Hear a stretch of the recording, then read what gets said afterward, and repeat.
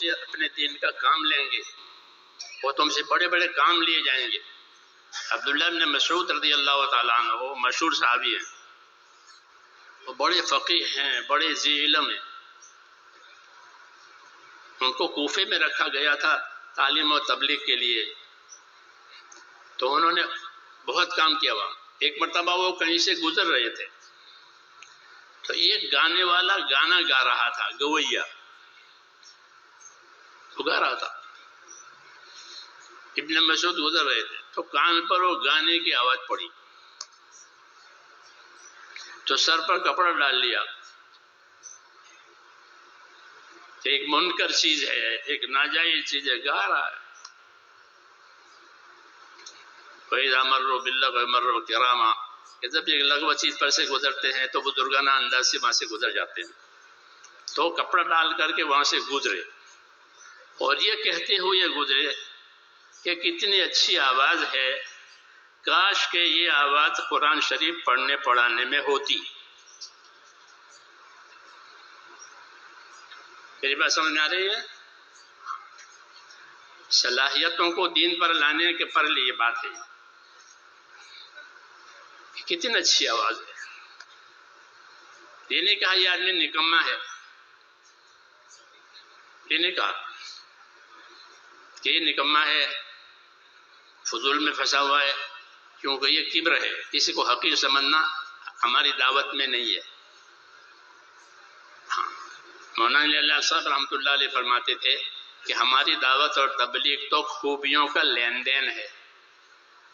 یہ سوچو، یہ دیکھو لوگوں میں کیا کیا خوبیاں ہیں، اس آدمی میں کیا خوبی ہے، اس میں کیا خوبی ہے، اس علاقے کے رہنے والوں میں کیا خوبی ہے۔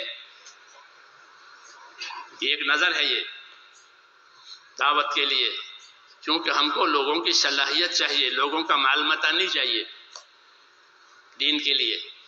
ہم نہیں کہیں گے کہ لاؤ، ہم کہیں گے لگاؤ، ہم نہیں کہیں گے لاؤ، تو کیا کہیں گے کہ لگاؤ۔ مولانا یوسف صاحب کے پاس ایک آدمی آئے تھے کوئی رقم لے کر کے شروع میں، اور درخواست یہ کی کہ آپ کے پاس بہت لوگ آتے ہیں اور بہت لوگ نکلتے ہیں اللہ کے راستے میں، میں ایک رقم لے کر آیا ہوں، آپ اسے قبول کریں اور یہ آنے جانے والوں کو دیں۔ تو مولانا نے فرمایا مجھے تو آپ کی ضرورت ہے، رقم کی ضرورت نہیں ہے۔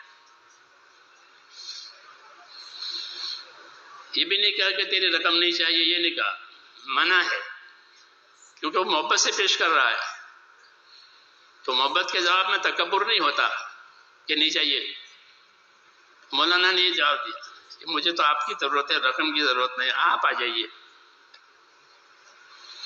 ہماری دعوت یہی ہے کہ اللہ کے بندوں کی صلاحیت اللہ پر لگ جائے، ہمیں کچھ نہیں چاہیے۔ اس لیے یہاں ہر آدمی جو بیٹھا ہوا ہے وہ اپنی صلاحیت کو اللہ کی امانت سمجھے کہ مجھے اللہ نے صلاحیت دی ہے، سوچنے کی، سمجھنے کی، کرنے کی، مال لگانے کی، خدمت کرنے کی، عبادت کرنے کی صلاحیتیں دی گئی ہے، تو وہ کہاں لگے؟ اس لیے ابن مسعود رضی اللہ تعالیٰ عنہ نے اس بات کی طرف اشارہ کیا۔ اس کا نام زازان تھا کہ کتنی اچھی آواز ہے، کاش یہ قرآن شریف کے پڑھنے پڑھانے میں ہوتی، قرآن سیکھتا، قرآن پڑھتا، لوگوں کو قرآن پڑھاتا خوش الحانی سے، تو کتنی بڑی بات ہوتی۔ خیرکم من تعلم القرآن وعلمہ، حضور صلی اللہ علیہ وسلم فرماتے ہیں کہ تم میں سب سے بہتر وہ ہے کہ جو قرآن پاک کو سیکھے اور کیا کرے، سکھاوے۔ حضرت عثمان اس کے راوی ہیں، روایت کرتے ہیں کہ تم میں سب سے بہتر آدمی وہ ہے جو قرآن شریف کو سیکھے اور سکھائے۔ عثمان رضی اللہ تعالیٰ عنہ کی صحبت میں وسطی تابعی بیٹھے ہوئے تھے، سلمی، انہوں نے یہ حدیث سنی، کہتے ہیں جب سے میں نے حضرت عثمان رضی اللہ تعالیٰ عنہ سے یہ حدیث سنی، قرآن کی خدمت کے لیے میں بیٹھ گیا، اور اب تقریباً 70 برس ہو رہے ہیں کہ میں اس خدمت پر ہوں۔ کہ اللہ کے بندوں کو قرآن سکھاتا ہوں، سیکھتا ہوں، سکھاتا ہوں۔ اور کہا اس حدیث کو سن کر کے یہ 70 برس سے میری یہی مشغولی ہے، یہ فَيَتَّبِعُونَ أَحْسَنَ، کہ وہ اتباع احسن کرتے ہیں کہ جب عمل کا نمبر آتا ہے تو اپنے عمل کی اچھی سے اچھی شکل بناتے ہیں۔ 70 سال قرآن کی خدمت کو دی، کیوں؟ ایک حدیث سنی ایک صحابی سے کہ تم میں سب سے بہتر وہ ہے، بہترین امت کا بہترین آدمی کون؟ کہ بہترین امت کا بہترین آدمی وہ ہے جو قرآن سیکھے اور سکھاوے۔ اس لیے ابن مسعود نے اس کو اس کی طرف اشارہ کیا کہ کتنی اچھی آواز ہے، کاش یہ قرآن کریم کے پڑھنے پڑھانے میں، سیکھنے سکھانے میں ہوتی۔ یہ کہہ کر کے گزر گئے۔ کسی نے اس کو یہ بات پہنچائی کہ صحابی رسول یہاں سے گزرے ہیں اور یہ فرماتے ہوئے نکل گئے۔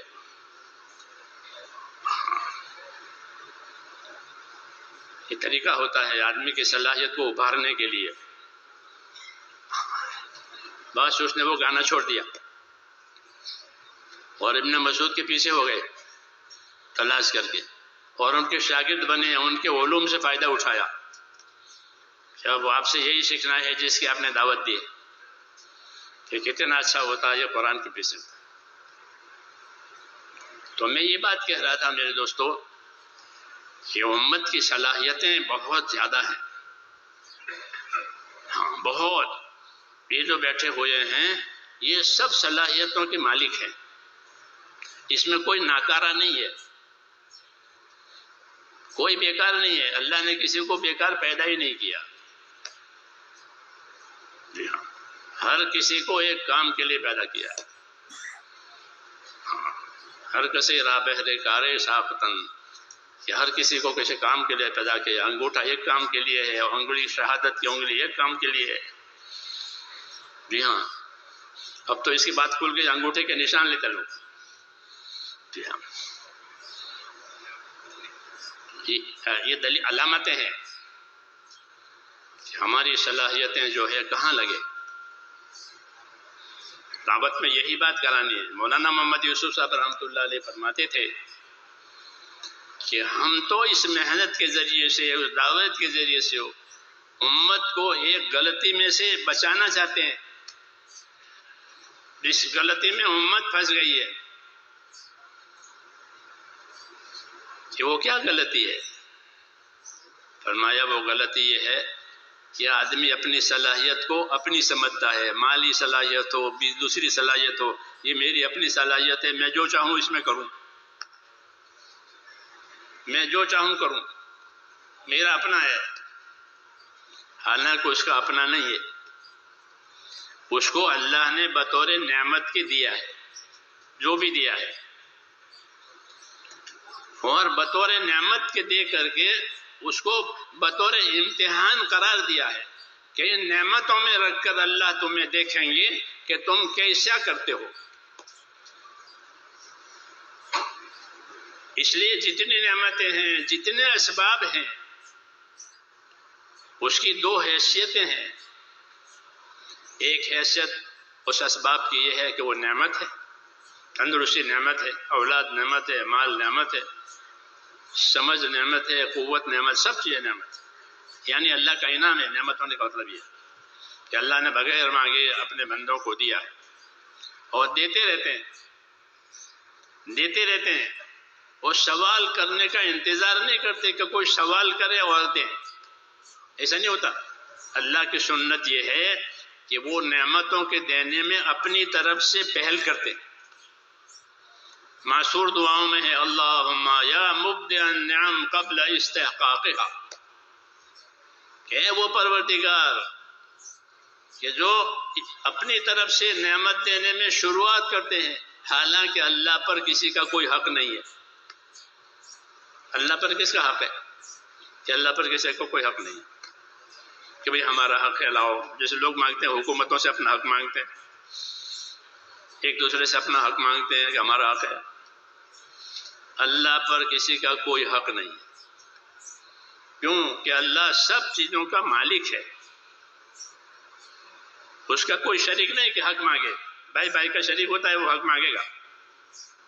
جی ہاں، اس کا کوئی شریک نہیں. ہاں، اس کے برابر کوئی نہیں، اس کے مثل کوئی نہیں، اس کے مقابل کا کوئی نہیں.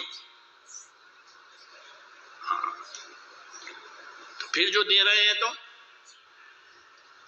کہ حق کسی کا بھی نہیں ہے اللہ پر، وہ اپنی طرف سے بطور انعام اور اکرام کے دیتے ہیں. یہ لو یہ لو یہ لو، جو مانگا وہ بھی دیا اور جو نہیں مانگا وہ بھی دیا، اور مانگنے پر جو دیا وہ اس کے مانگنے سے زیادہ دیا، اور اپنی طرف سے شروعات کی ہے. ہاں، یہ نہیں کہ کسی کی درخواست آوے تو دیکھیں کیسا نہیں. حضور صلی اللہ علیہ وسلم اللہ کی یہ شان ظاہر کر رہے ہیں اپنی دعاؤں میں. اللہم یا مبدع النعم قبل استحقاق، ہے وہ ذات کہ جو نعمت دینے میں اپنی طرف سے شروع کرے حالانکہ اللہ پر کسی کا کوئی حق بھی نہیں ہے. کوئی نعمتیں آتی رہتی ہے، اسباب ملتے رہتے ہیں، ان اسباب کے بارے میں کیا موقف ہے، کیا ذمہ داری ہے؟ تو میں نے عرض کیا کہ ایک طرف تو یہ اسباب اللہ کی نعمتیں ہیں جیسا کہ معروف مشہور ہے، سب جانتے ہیں. دوسری طرف یہ جتنے اسباب دیے گئے ہیں وہ اللہ تعالیٰ کی ایک نعمت ہے اور ایک امتحان ہے، امانت ہے. یہ امانت ہے، آنکھیں امانت ہے، کان امانت ہے، زبان امانت ہے، دل دماغ امانت ہے، مال امانت، اولاد امانت، سب امانت. ہمارا پورا دین امانتوں پر ہے اور امانت داری پر ہے. بے ایمانی کو کوئی تعلق نہیں ہے، بے عملی کا کوئی تعلق نہیں ہے. پورا دین امانت داری پر کھڑا ہے. حضور صلی اللہ علیہ وسلم کو سب سے پہلے اللہ نے امانت دار ظاہر کیا تھا. نبوت ظاہر ہونے سے پہلے امانت داری ظاہر کرائی کہ ہمارا یہ بندہ امانت دار ہے، ہمارا یہ بندہ سب سے زیادہ سچا اور وفادار ہے. یہ بنیادیں ہیں ہماری کام کرنے کی کہ دین کا کام اور اللہ کا کام کیسے کرو گے، یہ پوری امانت داری سے کریں گے کیونکہ ہم کو یہ چیزیں بطور امانت کے دی ہیں. تو مولانا محمد یوسف صاحب رحمۃ اللہ علیہ فرماتے تھے کہ ہم امت کو اس غلطی میں سے اس محنت کے ذریعہ بچانا چاہتے ہیں کہ انہوں نے جان مال کو اپنا ہی سمجھ لیا ہے کہ جان مال ہماری، جیسا چاہے کرے، جو چاہے کرے. یہ اپنی صلاحیتوں کو برباد کرنے والی بات ہے. ہاں، کیونکہ جتنی آزادی آوے گی اتنی بربادی آوے گی. قاعدہ ہے کہ ہر کام میں آدمی آزاد ہو کر کام کرے تو جتنا بڑا کام اتنی بڑی بربادی، اور جتنا بڑا کام اتنی پابندی. پھر اس کام میں خوبی آوے گی. اور اس کو آزادی سے چلایا، ایک آدمی سائیکل آزادی سے چلاوے تو جو ایکسیڈنٹ ہوگا وہ ہلکا ہوگا کیونکہ سائیکل ہے، پیدل سائیکل ہے، اس میں زیادہ قوت نہیں ہے. تو ایک موٹر سائیکل کو چلاوے اور ایک گاڑی کو چلاوے، ہوائی جہاز کو چلاوے، سوچو کہ کتنا نقصان ہوگا آزادی کا. یہ جتنی طاقت اتنا نقصان. تو آدمی کو اللہ نے بہت سی طاقتیں دی ہے. جی ہاں، اور دیتے رہتے ہیں. پھر اس کا غلط استعمال ہو کہ یہ بہت بڑا نقصان ہے. جی ہاں، آنکھوں کا استعمال، کانوں کا استعمال، دل دماغ کا استعمال، مال کا استعمال، اولاد کا استعمال. امام غزالی رحمۃ اللہ علیہ فرماتے ہیں ہر آدمی کی اولاد اس کے پاس اللہ کی امانت ہے. اولاد سے خوش ہوتے ہیں لوگ، نہیں ہوتی ہے تو مانگتے ہیں، دعا کراتے ہیں، وظیفے پڑھتے ہیں. کیوں؟ اولاد کی طلب ہے، بے اولاد رہنا نہیں چاہتے. تو جب دی ہے اولاد تو کس کام کے لیے دی ہے؟ یہ تھوڑی ہے کہ میرے مال کا وارث بنے، اتنا مال کا وارث بننے کے لیے دی ہے. پھر مال کا تو کیا وارث بنے گا، وہ ہر آدمی اپنا مال چھوڑ کے جائے گا. ہر آدمی اپنا مال چھوڑ کے جائے گا. جی ہاں، اللہ کہتے ہیں میں وارث ہوں. وارث کون ہے؟ کہ اللہ. اِنَّا نَحْنُ نَرِثُ الْأَرْضَ وَمَنْ عَلَيْهَا وَإِلَيْنَا يُرْجَعُونَ. یہ زمین اور زمین کی ساری چیزوں کے ہم وارث اللہ کہتے ہیں. یہ تو سب چلی جائیں گے، پھر ہم جس کو چاہیں گے دیں گے. اولاد اس لیے نہیں ہوتی کہ یہ وارث بنے. یہ اولاد تو اس لیے ہے کہ جو زندگی کی ذمہ داریاں اللہ نے باپ کو دی ہے یہ سنبھالے. ہمارے باپ نے یہ ذمہ داری سنبھالی تھی دین کی، ہم بھی وہی ذمہ داری سنبھالیں گے کہ یہ اصلی بات ہے. تو مولانا کی بات کہہ رہا تھا میں کہ ہم امت کو اس غلطی میں سے بچانا چاہتے ہیں کہ امت نے اپنی صلاحیتوں کو اپنی سمجھی ہے کہ ہماری ہے جو چاہیں کرے. یہ راستہ صحیح نہیں ہے، بلکہ یہ صلاحیتیں امانت ہے اور یہ اس لیے دی گئی ہیں تاکہ اس کے ذریعے سے اللہ تعالیٰ کی اطاعت کی جائے. اطاعت پر آنا ہے، کیونکہ رسولوں کی بعثت اور رسولوں کا دنیا میں اللہ کی طرف سے بھیجا جانا یہ خالص اللہ کی اطاعت کو زندہ کرانے کے لیے ہوتا ہے اور کسی کام کے لیے نہیں ہوتا. کہ رسول کیوں بھیجے گئے 1,24,000 جتنے بھی ہو، اور آخر میں جناب رسول اللہ صلی اللہ علیہ وسلم، کہ ان کا بھیجا جانا زمین پر صرف اس لیے ہے کہ لوگ اپنی صلاحیتوں کو اللہ کے حکموں پر لگاوے، برباد نہ کرے. کہ تمہاری صلاحیتیں بہت قیمتی ہے، ان صلاحیتوں کو حق پر لگانا ہے تاکہ اللہ کی اطاعت وجود میں آوے. نبیوں کا آنا اور ان کی دعوت، ان کی تعلیم، ان کا ارشاد خالص زمین پر اللہ کی اطاعت کو قائم کرانے کے لیے ہے. وَمَا أَرْسَلْنَا مِن رَّسُولٍ إِلَّا لِيُطَاعَ بِإِذْنِ اللَّهِ. کہ جب کبھی ہم نے کوئی رسول بھیجا ہے تو اس کے آنے کا اور بھیجنے کا صرف یہ مقصد ہوتا ہے کہ لوگ اس کے بتانے سے اللہ کی اطاعت پر اپنے آپ کو لگائیں. یہ رسولوں کی بعثت کا مقصد ہے. اپنی اطاعت نہ کرے، اپنے نفس کی اطاعت نہ کرے، اپنے ماحول کی اطاعت نہ کرے کہ جیسے لوگ کرتے ہیں ویسے کریں گے، جیسے لوگ چلتے ہیں ویسے. لیکن نہیں، تمہیں لوگوں کے پیچھے چلنے کے لیے نہیں کہا ہے، تمہیں تو نبی کے پیچھے چلنے کے لیے کہا ہے. ہاں، یہ ہمارا شرف ہے، یہ ہماری بزرگی ہے کہ اللہ تعالیٰ نے ہم کو کسی ایرے گہرے کے حوالے نہیں کیا ہے کہ نبی بھیجا ہے، اور نبی بھیج کر پھر اللہ نبی کی رہبری اپنے علم سے کرتے ہیں. نبی کو بھی اللہ ویسے نہیں چھوڑتے، بلکہ نبی کی رہبری اللہ کریں گے. مولانا محمد الیاس صاحب رحمۃ اللہ علیہ فرماتے تھے کہ قرآن جو ہے وہ نبی کا رہبر ہے. نبی ساری دنیا کا رہبر، ساری دنیا کی رہبری کرنے کے لیے حضور صلی اللہ علیہ وسلم کو بھیجا ہے. اور حضور صلی اللہ علیہ وسلم کی رہبری کے لیے کیا؟ آپ صلی اللہ علیہ وسلم کی رہبری کے لیے اللہ کا علم یعنی قرآن پاک سے اپنے دین کا کام لیں گے